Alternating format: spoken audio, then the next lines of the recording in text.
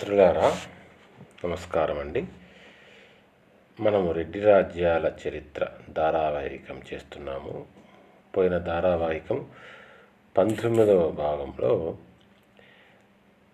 మన పొలయవేముని గురించి, పొలయవేమారెడ్డి మొదటి రాజుగా పిలువబడుతున్నటువంటి రెడ్డి రాజులో మొదటి రాజుగా పిలువబడుతున్నటువంటి పొలయవేమారెడ్డి గురించి రెండవ భాగం పూర్తి చేశాం. ఇప్పుడు పొలయవేమారెడ్డి గురించి మూడవ భాగం, అంటే అందులో వేముని రాజకీయ అంతస్తు, దీని గురించి మనం తెలుసుకుందాం. వేముడు తన పాలనారంభ కాలంలో ముసునూరి ప్రభువుల ఆధిపత్యాన్ని అంగీకరించాడు. అంటే ముసునూరు నాయకుల దగ్గరే ఉన్నాడు ఎక్కడ ప్రారంభంలో. అయితే ఇంతకుముందే వివరించుకున్నట్టు తన భూభాగంలో క్రియకు స్వతంత్రుడుగానే ఉన్నాడు. తన భూభాగం వరకు స్వతంత్రుడుగా ఉన్నాడు. బహమనీ సుల్తాన్ అల్లావుద్దీన్ హసన్ షా తెలంగాణ మీద దాడి చేసిన ధరిమిలా పూర్తి స్వతంత్ర స్థాయిని అందుకున్నాడు. అప్పటి నుంచి తన స్థానాన్ని పదిలం చేసుకొని నూతన రాజ్యాన్ని పటువైన పునాది మీద స్థాపించబోయేడు. అతను చనిపోయే నాటికి అతని అధికారం దగ్గర కృష్ణాతీరం దాకా ఉత్తరాదిన, కందుకూరు దాకా దక్షిణాదిన, కర్నూలు జిల్లా శ్రీశైలం దాకా పడమట వ్యాపించింది. ఈ రకంగా అతని రాజ్యం సుమారైన భూభాగంలోనే విస్తరించింది. క్రీస్తు శకం 11, 12 శతాబ్దాల్లో ఆంధ్ర తీర ప్రాంతంలో విలసిల్లిన ఫ్యూడల్ రాజ్యమంత పరిమాణంలోనూ వెలిగింది. అంతకంటే అధికం కాకపోయినా అయినప్పటికీ కూడా వేముడు కాకతీయ స్వతంత్ర ప్రభువుల మాదిరి, అనేక ఇతర పాలకుల మాదిరి నిజానికి వీళ్ళ రాజ్యాల పరిమితిలో ఇంకా చాలా చిన్నవే అయినా మండలేశ్వర్ అన్న బిరుదు పెట్టుకోలేదు. ఈ మహామండలేశ్వర స్థానంలో సాదాసీదా శ్రీమత్ అన్న బిరుదే మనకు కనిపిస్తుంది. వేముని వారసులు ఈ అడుగుజాడల్లోనే నడుస్తూ మహామండలేశ్వర బిరుదు వాడుకోలేదు.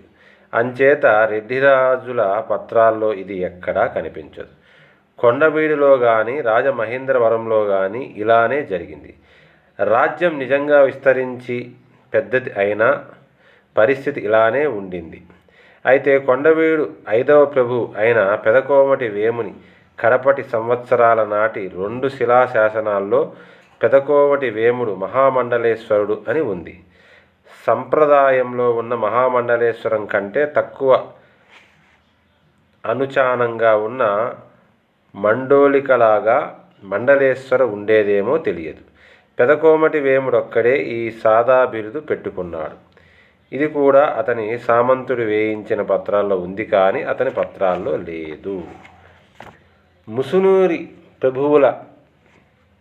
ప్రభువులు ప్రళయ నాయకుడు, కాపయ నాయకుడు కూడా ఈ మహామండలేశ్వర బిరుదు పెట్టుకోలేదు. అయితే కాపయ నాయకుడిని ఆంధ్ర దేశాధీశ్వర అనే ఆంధ్ర సురత్రాణ అని కొన్ని శాసనాల్లో అన్నారు. విజయనగర రాజులైన మొదటి హరిహర, మొదటి బుక్క దాదాపు వాళ్ళ పాలనారంభం నుంచి మహామండలేశ్వర బిరుదంతో వ్యవహరించుకున్నారు. ముసునూరి ప్రభువులు కానీ రెడ్డి రాజులు కానీ మహామండలేశ్వర బిరుదు ఎక్కడా ధరించలేదు. ఇలా ముఖ్యమైన బిరుదును ఎందుకు వదిలిపెట్టారో తెలియదు. మధ్యయుగాల్లో పాలకుల హక్కుగా ఉండేది అది. ఆంధ్రదేశంలోనే కాదు, యావత్ దక్షిణ భారతం మొత్తం ఈ ఆచారం ఉండేది.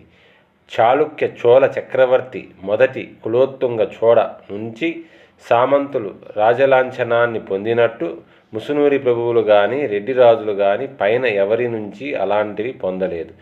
వాళ్ళకి కళింగ గాంగుల మాదిరి, వేంగి చాళుక్యుల మాదిరి ఏ పౌరాణిక మతపర మూలాల నుంచి అందుకు తగ్గ అధికారము లభించలేదు.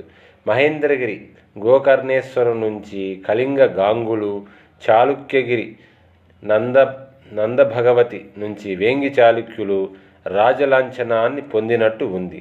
అంతేకాని వాళ్ళు దేశాన్ని అంతకుముందు పాలించిన ప్రభువుల్లాగా చంద్రవంశం వాళ్ళు కాదు, సూర్యవంశం వాళ్ళు కాదు. బహుశా ఈ హేతువుల వల్ల వాళ్ళు మహామండలేశ్వర బిరుదు ధరించి ఉండరు. అలాంటి బిరుదు పెట్టుకోవాలన్న కోరిక వాళ్లకు లేక కాదు, అవకాశం లేక కాదు. ఇలాంటి చర్యకు అవకాశం ఇవ్వని హిందూ సాంప్రదాయం వల్లనే వాళ్ళు ఆగిపోయారు. సో వీళ్ళు రెడ్డి రాజులు సూర్యవంశం వాళ్ళు కాదు, చంద్రవంశం వాళ్ళు కాదు. వీళ్ళు ప్రజల వంశం నుంచి పుట్టుకొచ్చిన రాజులు. వాళ్ళు క్షత్రియులు కాకపోవడం వల్ల హిందూ ధర్మశాస్త్రాల అందుకు అవకాశం కలిగించలేదు. క్షత్రియులు కాదు అని ఈరోజు చెప్తున్నారు, కానీ మహాభారతం కాలం నుంచి రథికులుగా ఉన్నారు. కానీ ఎందుకో చరిత్రలో రథాన్ని అయితే కలిగి ఉన్నారు. మొత్తానికి వాళ్ళు క్షత్రియులు కాకపోవడం వల్ల హిందూ ధర్మశాస్త్రాలు ఇందుకు అవకాశం కలిగించారు. వాళ్ళు అవడానికి తిరుగులేని పాలకులే అయినా, దేశానికి ప్రభువులే అయినా క్షత్రియ వంశరాజులకు ప్రత్యేక హోదాగా, అంతస్తుగా ఉండే రాచరిక లాంఛనాన్ని అర్హత పొందలేకపోయారు. శాస్త్రాల్లోనూ అనుచాన ఆచారాల్లోనూ ఉన్న ధర్మాన్ని పునఃస్థాపించడానికి, ధర్మ సంస్థాపనకి వాళ్ళు నడుం బిగించిన రెడ్లు కానీ, ముసునూరు ప్రభువులు కానీ అవి నిషేధించిన వాటికి భిన్నంగా వెళ్ళలేకపోయారు. కాపయ నాయకునికి ఉన్న ఆంధ్రదేశాధీశ్వర, ఆంధ్ర సురత్రాన్ అన్న బిరుదులంటారా, వాటి పునాదే వేరు. అవి సామాన్య బిరుదులు. ఆంధ్రదేశ అధిపతి, ఆంధ్ర సుల్తాన్ అనే అర్థాలే, అంతకుమించి ఏమీ లేదు.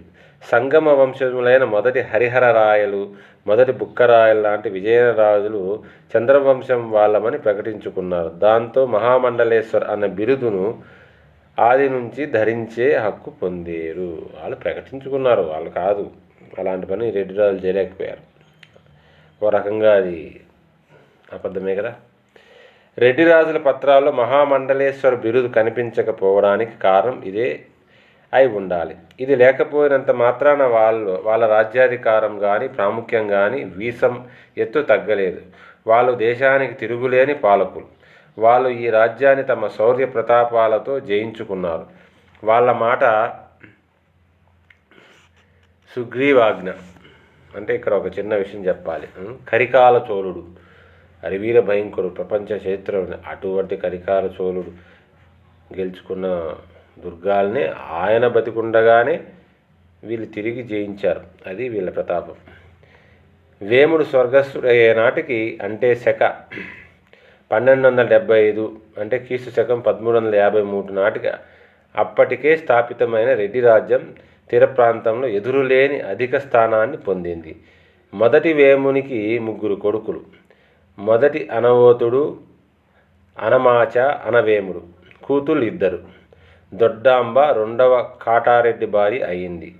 అతను మారయ్య కొడుకు. మొదటి కాటారెడ్డి మనుమడు.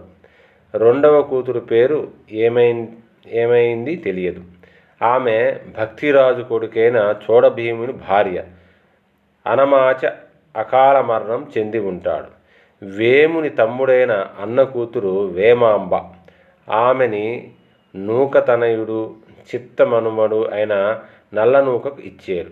తన జీవితకాలంలోనే వేముడు తన మొదటి కొడుకైన అనవోతుని యువరాజుని చేశాడు. దేశపాలనలో తగినంత అధికారం ఇచ్చాడు. జనశ్రుతి ప్రకారం, మెఖంజీ పత్రాల ప్రకారం వేముడు ఉబ్బసం వ్యాధి వల్ల దేశపాలన సక్రమంగా సాగించలేకపోయాడు. రాజ్యభారం కొడుక్కి అప్పగించి విశ్రాంతి తీసుకున్నాడు.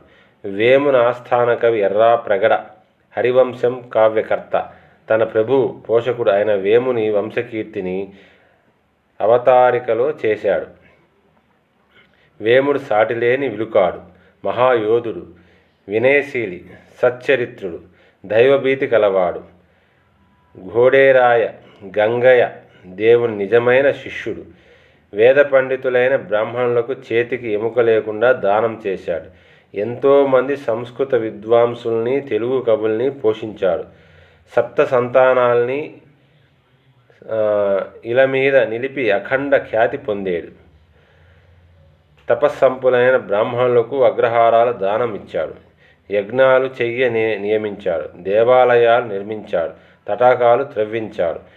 వాటి జరుగుబాటు చూశాడు. నిధుల్ని పాదుకొల్పాడు. అగ్రహారాలకి చెయ్యి అందించాడు. సత్రాలు కట్టించాడు. చలివేంద్రాలు ఏర్పాటు చేయించాడు. తోటలు ఉద్యానవనాలు నిర్మించాడు. హేమాద్రి సూచించిన అన్ని వ్రతాలు దానాలు చేశాడు. ఎర్రాప్రగడ వర్ణించినట్టు వేమభూపాలుని వ్యక్తిత్వం రాజస్వభావం ఇలాంటివి. ఎర్రాప్రగడ ఉత్ప్రేక్షలకు దూరంగా ఉండే కవి కాబట్టి ఈ సమాచారాన్ని అందరూ అంగీకరించారు. ఇంతటితో ఈ మొదటి రాజు అని పిలువబడినటువంటి ప్రళయ వేమారెడ్డి ముగుస్తుంది. వచ్చే ధారావాహికంలో తదుపరి రాజు అయినటువంటి అనవోతుని గురించి మనం తెలుసుకుందామండి. స్వస్తి.